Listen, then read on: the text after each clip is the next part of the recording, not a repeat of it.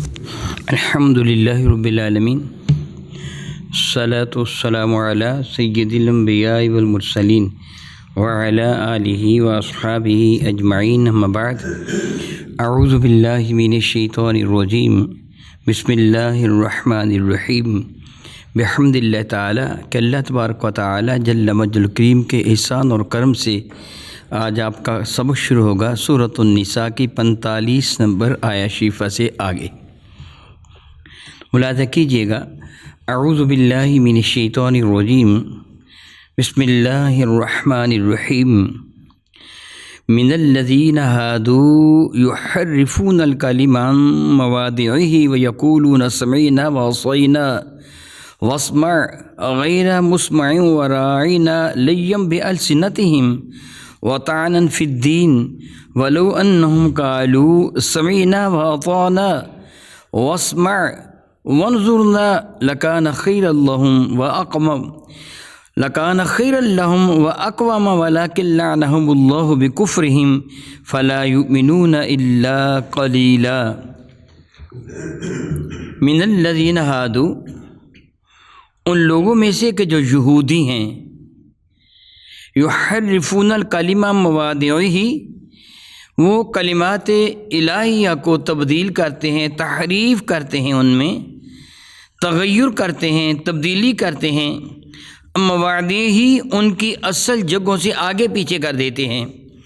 ویقولون، بارگاہ ساتھ باب میں جب وہ حاضر ہوتے ہیں اور یوں کہتے ہیں، سمعنا، ہم نے سن لیا، وعصینا، اور ہم اس کی نافرمانی کریں گے، ہم مانیں گے نہیں، واسمع، اور سنیے، غیر مسمعین، کہ تم کو سنائی نہ دے، تم سنے نہ جاؤ، وراعنا، اور رائنا کہتے ہیں، لیم بألسنتہم، اپنی زبانوں کو پھیرتے ہوئے، گھماتے ہوئے، وطعنا فی الدین، اور تانا زنی کرتے ہیں دین میں، ولو انہم قالوا، اور اگر وہ یوں کہتے کہ سمعنا، ہم نے سن لیا ہے، واطعنا، ہم فرما برداری کریں گے، اطاعت کریں گے، واسمع، اور سنیے، وانظرنا، ہم پہ نگاہ کرم فرمائیے، تو لکان خیرا لہم، یہ بات ان کے لیے بہتر ہوتی، واقوم، اور زیادہ مضبوط اور صحیح بات ہوتی،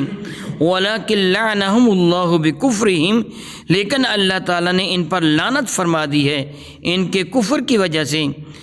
اللہ تعالیٰ فرماتے ہیں، فلا یؤمنون الا قلیلا، پس یہ ایمان نہیں لے کے آئیں گے مگر ان میں بہت تھوڑے ہیں جو ایمان لے کے آئیں گے۔ یہاں پروردگار عالم جل وعلا یہودیوں کی بدبختی کا ایک ذکر فرمایا کہ یہودیوں کی حالت کیا ہے، ان کے اندر جو خباثت ہے، جو خبث باطن ہے، ان کے اندر جو گندگی بھری ہوئی ہے، اس کا اظہار یہ کس انداز سے کرتے ہیں۔ یہودیوں کی فطرت میں خباثت ہے، پروردگار عالم نے ان کی فطرت میں خباثت رکھی ہے۔ وَيَقْتُلُونَ النَّبِيِّينَ بِغَيْرِ الْحَقِّ، ان نابکاروں نے انبیاء کو بلا وجہ شہید کیا۔ بغیر الحق، نبی کی شہادت کو شہید کرنا ہوتا ہی بغیر حق ہے، لیکن یہاں کیوں کہا گیا بغیر الحق؟ مراد یہ کہ ان کے پاس کوئی دلیل بھی نہیں تھی، بغیر کسی ظاہری دلیل کے نبیوں کو شہید کر دیا۔ میرے کریم آقا تاجدار بجم شفیع معظم رحمت عالم صلی اللہ تعالی وسلم مدینہ طیبہ میں جلوہ فرما ہوئے تو سرکار کے مدینہ طیبہ تشریف لانے سے پہلے یہودی کریم آقا کی نعتیں بیان کیا کرتے تھے، وہ نبی ایسے ہوں گے، وہ نبی ایسے ہوں گے، نبی ایسے ہوں گے۔ تورات میں میرے کریم آقا رسول ربی شفیع معظم رحمت کی ساری شباہت مبارکہ، یعنی آپ کے رخ زیبا کا سارے کے سارے شمائل و خصائل تورات کے اندر درج کر دیے گئے تھے، یعنی حضور سید عالم کے یہ خصائل، یعنی ان کی شکل و صورت، ان کی عادات و خصائل کس انداز سے شمائل اور خصائل درج کیے گئے تھے، اس کا اندازہ آپ کو اس بات سے ہو جائے گا۔ یہودیوں میں ایک بڑے علامہ کعب احبار تھے، احبار ان کا لقب ہے، کعب ان کا نام ہے۔ احبار یہودیوں کے ہاں اس شخص کو کہتے ہیں جو ان کے ہاں علم کا ٹھاٹھے مارتا ہوا سمندر ہو۔ جس طرح آپ مسلمان اپنے کسی عالم دین کو علامہ یا پی ایچ ڈی ڈاکٹر کہتے ہیں، اس طرح یہودیوں کے ہاں جو علم میں بہت زیادہ ماہر اور آگے بڑھا ہوا ہوتا ہے اس کو حبر کہتے ہیں، یعنی علم کا ٹھاٹھے مارتا ہوا سمندر۔ کعب احبار ان کے باپ بھی بڑے عالم تھے اور یہ خود بھی بڑے عالم تھے۔ یہ میرے کریم آقا رسول اللہ پر ایمان لے کے نہیں آئے، حضور کا زمانے برکت نشان پایا، مگر یہ صحابی نہیں ہیں، حضور پر ایمان لے کے نہیں آئے۔ سیدنا صدیق اکبر کا زمانے برکت نشان گزرا، یہ ایمان لے کے نہیں آئے۔ حضرت سیدنا فاروق اعظم کا زمانہ طاہر آیا تو یہ ایمان لے آئے۔ کسی نے ان سے سوال کیا کہ اے کعب، تو نے زمانوں میں بہترین زمانہ پایا، یعنی حضور سید عالم صلی اللہ علیہ وسلم کا زمانے برکت نشان، تم ایمان لے کے نہیں آئے؟ اگر اس وقت تم ایمان لے کے آتے تو مرتبہ صحابیت پا جاتے، تم ایمان لے کے نہیں آئے۔ صدیق اکبر کے زمانہ میں ایمان لے کے نہیں آئے، فاروق اعظم کے زمانہ میں ایمان لے کے آئے ہو، سبب کیا بنا؟ تو کعب کہنے لگے کہ میں ان یہودیوں میں ایک تھا، میری کریم آقا کا نام لے کے لگے، جو ان کا بدترین دشمن تھا، یعنی جو یہودی حضور کے شدید دشمن تھے نا، ان میں ایک کعب احبار بھی تھے۔ کہتے میں بھی انہی میں شامل تھا۔ عام یہودی کریم آقا کے دربار مقدس میں حاضر ہو جاتے باتیں سننے کے لیے، جس طرح ابھی آپ سنیں گے، آپ نے جو آیا برکہ پڑھی نا، اس کے تحت میں عرض کروں گا۔ عام یہودی بارگاہ سالت باب میں حاضر ہو جاتے اور حضور سید عالم کی شان میں کچھ نہ کچھ گستاخی بھی بکتے، لیکن آ جاتے۔ کعب کہتے میں ایک ایسا شخص، ایسا یہودی تھا جو ان کا سامنا بھی نہیں کرنا چاہتا تھا، یعنی ان کے پاس آنا ہی نہیں چاہتا تھا، بس راہ گلی اگر کہیں مل گئے تو میں نے ان کی زیارت کر لی، باقاعدہ طور پر میں ان کی محفل میں کبھی نہ بیٹھتا تھا، نہیں جاتا تھا ان کی محفل میں، اتنا دشمن تھا ان کا، مسلمانوں کا شدید دشمن تھا۔ حضور رحمت عالم صلی اللہ علیہ وسلم نے شان کریمی سے کام لیا، سارے یہودیوں کو مدینہ طیبہ سے نہیں نکالا۔ کچھ یہودی تھے بنو قریظہ، بنو نذیر وغیرہ، کہ جن کو مدینہ طیبہ سے نکال دیا گیا تھا خیبر کی جانب، مگر سارے کے سارے یہودی نکالے نہیں گئے تھے۔ سیدنا صدیق اکبر کے زمانے برکت نشان پہ بھی اسی طرح رہا۔ جب حضرت عمر کا زمانہ آیا نا، تو حضرت عمر نے حکم دے دیا جتنے یہودی ہیں سارے مدینہ طیبہ سے نکل جائیں، اور مسلمانوں کو حکم دیا کہ ان کی جائیدادوں کو منہ مانگے دام دے کر خرید لو، یعنی زیادتی نہ کرنا۔ اگر یہ اپنے گھر کی قیمت مانگے کہ یہ 10,000 ہے تو تم اس سے ایک پیسہ بھی کم نہ کرنا، 10,000 درہم دے کے خرید لو، زیادتی نہ کرنا، جتنی بھی رقم مانگے اتنی رقم دے کے خرید لو۔ مسلمانوں نے ان کا مال و اسباب خرید لیا، ان کو اجازت تھی جو لے جانا چاہو لے جا سکتے ہو۔ کعب کہتے چونکہ میرے اندر مسلمانوں کے خلاف بہت زیادہ نفرت تھی، دشمنی تھی، میرے دل میں ان کے خلاف بڑی عداوت تھی، عداوت کی آگ بھڑکتی رہتی تھی، میں وہ ہر چیز سوچتا تھا کہ مسلمانوں کو کس طرح تنگ کر سکتا ہوں، معاذ اللہ تعالیٰ سماد اللہ تعالیٰ۔ خیر، چونکہ حضرت عمر نے حکم دے دیا تھا، مجھے مجبوراً مدینہ طیبہ چھوڑنا پڑا، میں بڑا غصے میں تھا، میں نے اپنا گھر سارے کا سارا خالی کر لیا۔ میں مسلمانوں کا چونکہ شدید مخالف تھا، میں نے اپنے مکان کی چھت بھی ادھیڑ لی، کڑیاں بالے شیطیر وغیرہ ادھیڑ لیے، میں نے دیواریں بھی توڑ دیں تاکہ مسلمانوں کے کام نہ آئیں۔ اگر دیوار میں کوئی کیل یا کھونٹی لگی تھی میں نے وہ بھی اکھیڑ لی، میں مسلمانوں کو کچھ بھی دے کے نہیں جانا چاہتا تھا۔ سارا مال و اسباب جب اکٹھا ہو گیا تو میں نے اونٹوں پر اس کو لاد دیا، اپنے اہل و عیال بیوی بچوں کو اونٹوں پر بیٹھنے کا حکم دیا، میں خود بھی اونٹ پر بیٹھ گیا۔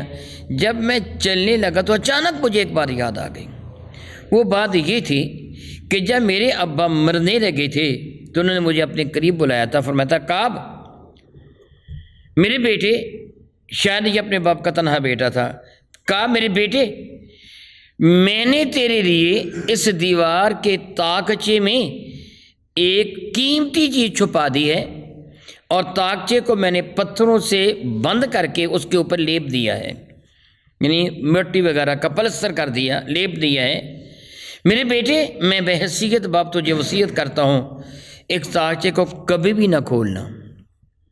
ہاں، اگر تجھے کوئی ایسی مصیبت آ جائے کہ جس کا حال تجھے نظر نہ آتا ہو تو پھر تجھے اجازت ہے تاکچے کو کھول لینا، اس سے پہلے تاکچے کو تو نے نہیں کھولنا ہے۔ میں نے اپنے باپ کی وصیت پر عمل کیا، وہ تاکچہ ویسے ہی میرے ذہن سے نکل گیا، میں نے اس کو کھولنا مناسب نہ سمجھا، ابا نے کہا تھا نہیں کھولنا، 1-2 سال کے بعد تاکچہ میرے ذہن سے نکل گیا۔ وہ زمانہ گزرتا چلا گیا. میرے اپنے خیال میں یہ تھا کہ ابا نے اس طاقچہ میں آلہ جس کو پنجابی میں کہتے ہیں یعنی اس طاقچہ میں میرے لیے کچھ سونا کچھ چاندی کوئی قیمتی اشیاء رکھی ہوں گی کہ جب میں کبھی خدا نخواستہ اتنا غریب و نادار ہو جاؤں کہ مجھے ایک وقت کی روٹی کی رقم بھی میسر نہ ہو میں طاقچے کو کھولوں گا اسے سونا اور چاندی نکال لوں گا. میرا یہ خیال تھا. آج جب میں روانہ ہونے لگا تو مجھے طاقچہ یاد آ گیا. تو میں تو مسلمانوں کو کیل بھی دے کے نہیں جانا چاہتا تھا. تو میں اتنی رقم مسلمانوں کو کیسے دے کے چلا جاتا.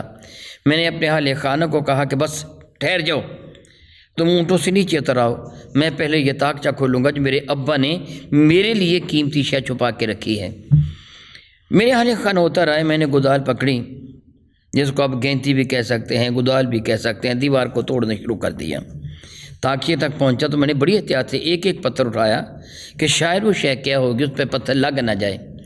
طاقچہ کھلا تو میری حیرانی کی انتہا نہ رہی کہ طاقچہ میں چمڑے کے چند ٹکڑے پڑے ہوئے تھے.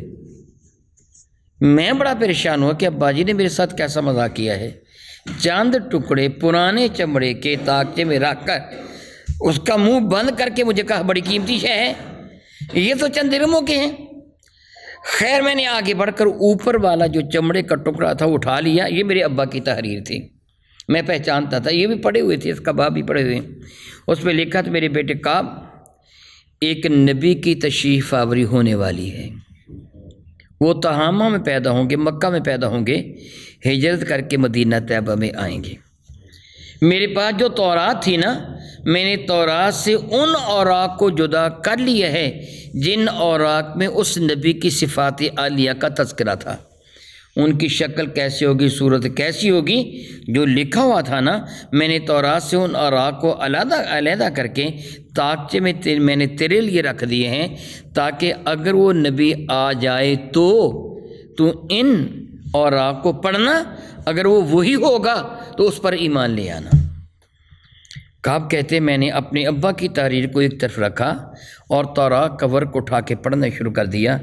اس پہ لکھا تھا اس نبی کی پیشانی ایسی ہوگی, اس کی بھویں ایسی ہوں گے, پپوٹے ایسے ہوں گے, آنکھیں ایسی ہوں گی, خد ایسی ہوگی, ریشی انور ایسی ہوگی, بینی مبارکہ ایسی ہوں گے, ہونٹ ایسے ہوں گے, دانت ایسے ہوں گے, زکن تھوڑی ایسی ہوگی, اونک گدن ایسی ہوگی.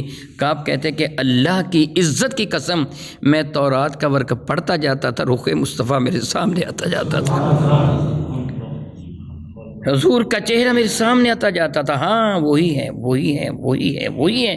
یہاں تک کہ جب میں نے ورق مکمل کیا تو مجھے پتہ چل گیا یہ وہی نبی ہیں کہ جن کے بارے میں میرے ابا نے تورات کا یہ ورق اتار کے رکھا ہے. پھر تو میں لرز گیا. میرے ابا نے فرمایا تھا کہ تو اس پر ایمان لے آنا. کعب کہتے جب میں نے یہ پڑھا نا تو پھر اپنے یہاں لے کر خانہ کہو بس بھئی اب اتر آؤ, ہم مدینہ سے نہیں جائیں گے. میں فاروق اعظم کی خدمت میں حاضر ہو کر کلمہ طیبہ پڑھ کر مسلمان ہو گیا. میں نے یہ واقعہ آپ کو اس لیے سنایا کہ تورات میں میرے نبی کا کتنے اعلیٰ ترین انداز میں تذکرہ تھا. یہودیوں نے اس کو محو کر دیا, مٹا دیا, چھپا دیا, تورات سے اوراق ہی غائب کر دیے. جس طرح کعب احبار کے باپ نے وہ اوراق نکال کر اپنے بیٹے کے لیے سنبھال کے رکھے تھے, ظالموں نے وہ اوراق ہی ضائع کر دیے. رب کائنات جل جلالہ ان کی بدبختی کا ذکر فرماتا ہے وَمِنَ الَّذِينَ هَادُوا يُحَرِّفُونَ الْكَلِمَ عَن مَّوَاضِعِهِ, ان کلمات کو اپنی اصل جگہ سے ہٹا دیتے ہیں. یہ یہودی ان کی خباثت یہ ہے, وہ نعت مصطفیٰ کو مٹا دیتے ہیں, حضور کے تذکرہ کو, حضور کی نعت کو وہ محو کر رہے ہیں. یہ کام کن کا ہے؟ یہودیوں کا. مسلمانوں کا یہ کام نہیں ہے. مسلمانوں کو تو نعت نبی بیان کرنی چاہیے, نہ کہ اس کو چھپانا چاہیے. اور بارگاہ ساتھ باب میں حاضر جب ہوتے ہیں, یہودی بیٹھے ہوتے ہیں, میرے کریم آقا کو حکم دیتے ہیں, یقولون, یہ کہتے سمینا, ہم نے سن لیا. حضور فرماتے ہیں جس طرح کبھی کبھی وہ گفتگو کرنے والا سامعین سے سوال کرتا ہے میری بات کی سمجھ آ گئی, تو جواباً کیا کہا جاتا ہے؟ جی ہمیں سمجھ آگے, یہی کہا جاتا ہے نا, ہمیں سمجھ آگے. میرے کریم آقا بھی کبھی کبھی سوال فرماتے تم نے سن لیا, سمجھ آ گئی؟ یقولون سمینا, جی ہم نے سن لیا. ایسا کہتے واسینا, اور ہم نافرمانی کریں گے, مانیں گے نہیں تیری بات. اونچی آواز میں کہہ جی جی جی ہم نے سن لیا، اور پستی میں کہتے وہاں صحیح نہ، اور ہم نافرمانی کریں گے، ہم تمہاری یہ بات ہم نے سن لی ہے مگر ہم مانیں گے نہیں۔ واسمع، سنیے، غیر مسمعن، تم نہ سنے جاؤ، اب سنائے نہ جائیں، اس کے دو معنی بنتے ہیں، ایک میں ذم ہے، ایک میں تعریف ہے۔ تعریف یہ ہے کہ کسی کو کہا جائے تجھے نہ سنائی دے، مراد یہ ہوتی ہے تجھے کوئی بری بات نہ سنائی دے، تجھے ہمیشہ اعلیٰ بات ہی سنائی دے، تم کوئی بری بات نہ سنو، یہ ہوتا ہے۔ ایک ذم یعنی بد دعا ہوتی ہے کہ تم بہرے ہو جاؤ، یعنی یہودی خباثت کے ساتھ بظاہر یہ کہتے تھے تمہیں کوئی بری بات نہ سنائی دے، لیکن حقیقتاً وہ کہتے تھے معاذ اللہ تعالیٰ بد دعا کے انداز میں کہتے تھے۔ رب ذوالجلال فرماتا ہے ورائنا، اور رائنا کہتے، لیم بِأَلْسِنَتِهِمْ، اپنی زبانوں کو گھماتے ہوئے رائنا کہتے۔ پہلے پارہ میں آپ پڑھ چکے ہیں یا ایھا الذین آمنوا لا تقولوا رائنا وقولوا انظرنا، ایمان والے رائنا نہ کہو، انظرنا کہو۔ وہاں میں بالتفصیل یہ بات بیان کر چکا ہوں کہ راعی عربی میں چرواہے کو کہتے ہیں۔ صحابہ کرام بارگاہ رسالت مآب میں یہ عرض کرتے تھے جب میرے کریم آقا اپنے ارشادات عالیہ سے اپنے غلاموں کو نواز رہے ہوتے تو کسی کی سمجھ میں کوئی بات نہ آتی، اس کا دھیان یا تو رسول رحمت کے رخ زیبہ کی جانب ہوتا اور اتنا زیادہ زیارت کرنے میں ماہم ہو جاتا کہ اسے پتہ نہیں چلتا سرکار نے کیا فرمایا ہے، یا کوئی بھی سبب بن جاتا تو وہ کھڑا ہو کر کہتا یا رسول اللہ رائنا، اے اللہ کے نبی ہماری رعایت فرمائیے، کرم کیجئے، دوبارہ پھر ارشاد فرما دیجئے۔ میرے نبی پھر سمجھا دیتے، بار بار سمجھا دیتے۔ الراعی چرواہے کو کہتے ہیں۔ سیدنا معاذ بن جبل، ایک روایت میں سیدنا فاروق اعظم، این ممکن ہے دونوں ہی، ان کے مدرسہ میں گئے تو خبیث یہودی مذاق کے انداز میں رسول رحمت کو رائنا، رائنا، این کے بعد یا، رائنا نہیں، رائنا، ہمارا چرواہا، رائی چرواہا نہ ہمارا چرواہا، یہ کہہ رہے تھے۔ اور یہ دونوں بزرگ ان بدبختوں کی اس خباثت کو سمجھ گئے۔ سیدنا فاروق اعظم غصے والے تھے، تلوار نکال، نابکارو، اگر تم نے یہ جملہ کہا تو اللہ کی قسم گردن اڑا دوں گا۔ وہ کہنے کہ ہم پر تو بڑے بگڑتے ہو، تمہارے نبی کے دربار میں جب صحابی یہ جملہ کہتے تب تمہیں پتہ نہیں چلتا؟ تو صحابہ کس معنی میں کہتے تھے؟ ہماری، بلند آواز بتا دیجیے، ہماری رعایت فرمائیے۔ اور انہوں نے کس معنی میں کہا؟ ہمارا چرواہا۔ رائی کس کو کہتے ہیں؟ چرواہے کو ہمارا چرواہا۔ انہوں نے اس معنی میں کہنا شروع کر دیا۔ رسول مسلم رحمت عالم کے یہ دونوں صحابہ، ان کا جی خراب ہوا کہ صحابہ کہتے تو ہیں رائنا، چلو بارگاہ رسالت مآب میں حاضری دیتے ہیں اور عرض کرتے ہیں یا رسول اللہ علیہ السلام ان لوگوں کو رائنا کہنے سے منع کر دیں تاکہ یہودیوں کو خباثت کا موقع نہ ملے۔ ابھی یہ دونوں بزرگ بارگاہ بے کسپنا میں حاضر ہوئے تھے اور اپنا مدعا، اپنا معافی ضمیر ابھی عرض کیا نہ تھا کہ رب کائنات نے جبریل امین کو بھیج دیا، اور جبریل امین یہ آیا برکت لے کے نازل ہو گئے، یا ایھا الذین آمنوا لا تقولوا راعنا، ایمان والو رائنا نہ کہا کرو، وقولوا انظرنا، بلکہ عرض کیا کرو یا رسول اللہ انظرنا۔ کیا عرض کیا کرو؟ یا رسول اللہ انظر حالنا، یا حبیب اللہ اسمع قالنا، اے اللہ کے نبی ہم پر نگاہ کرم فرمائیے، یہ کہہ دیا کرو۔ واسمعوا، غور کے ساتھ سن لو، وللکافرین عذاب علیم، انکار کرنے والوں کو دردناک عذاب کے حوالے کیا جائے گا، کافروں کے لیے دردناک عذاب ہے۔ یہاں ایک سوال پیدا ہوتا ہے کہ میرے نبی نے بکریاں چرائی ہیں، میرے نبی نے کیا بلا بکریاں چرائی ہیں؟ بالتفصیل میں وہاں عرض کر چکا ہوں کہ حضرت حلیمہ سعدیہ کے ہاں میرے کریم آقا تشریف فرما تھے، ان کا بیٹا، ان کی بیٹی بکریاں چراتے تھے اور میرے کریم بھی کبھی کبھی ساتھ چلے جایا کرتے تھے۔ فرماتے میں نے بھی بکریاں چرائی ہیں، بلکہ فرمایا ہر نبی نے بکریاں چرائی ہیں، انبیاء نے بکریاں چرائی، حضرت ابراہیم علیہ السلام کی بھی بکریاں تھیں، حضرت اسماعیل علیہ السلام کی بکریاں تھیں، بلکہ حتیم کا وہ حصہ جو حرم کعبہ کے ساتھ ہے وہاں ابراہیم علیہ السلام کے بیٹے اسماعیل علیہ السلام کی بکریوں کا باڑا ہوا کرتا تھا۔ حضرت اسحاق بھی بکریاں چراتے تھے، حضرت اسحاق کے بیٹے حضرت یعقوب بھی بکریاں چراتے تھے، حضرت یعقوب کے بیٹے بھی بکریاں چراتے تھے، یوسف علیہ السلام کو ساتھ لے کے گئے تھے، بکری کو ذبح کر کے اس خون میں آپ کا کرتا آلودہ کیا تھا۔ حضرت شعیب کے ہم موسیٰ کلیم اللہ پہنچے تو 12 سال تک موسیٰ کلیم اللہ بھی بکریاں چراتے رہے تھے۔